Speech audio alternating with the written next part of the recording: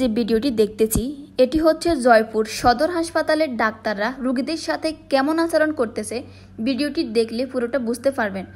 একজন স্ট্রোকের রোগীকে তাড়াতাড়ি জয়পুর সদর হাসপাতালে নিয়ে আসা হয়। নিয়ে আসার পরে রোগীর সাথে লোকরা ডাক্তারদেরকে জানায় আমাদের রোগীর অবস্থা তেমন ভালো না, খুবই আশঙ্কাজনক।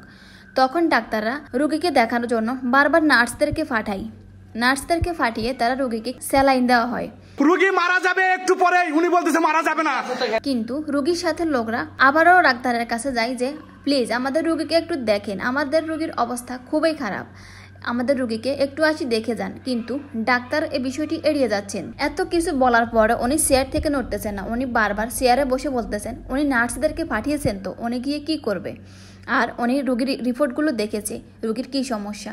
কিন্তু যখন বারবার বলা হয় যে আমাদের রোগীকে আপনি একবার আসি দেখেন, কিন্তু উনি বিষয়টি বারবার এড়িয়ে যাচ্ছেন।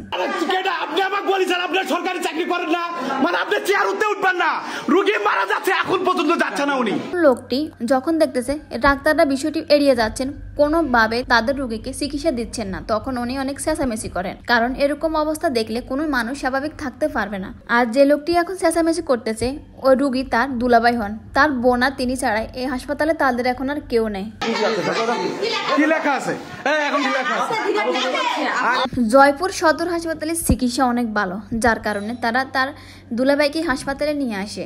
কিন্তু তাদের চিকিৎসা আসলে খুবই নিম্নমানের, তারা রোগীদেরকে সঠিক চিকিৎসা দিচ্ছেন না। পরে তারা রোগীকে নিয়ে বগুড়া সদর হাসপাতালের উদ্দেশ্যে রওনা দেন। আপনারা যত দ্রুত সম্ভব এই ভিডিওটা শেয়ার করে দেন। আসলে আমরা কোথায় গেলে সঠিক চিকিৎসা পাবো তা আমাদের জানা নেই। রোগী মারা যাচ্ছে বলছে চিকিৎসা আমরা ধীরে সুস্থে দিব।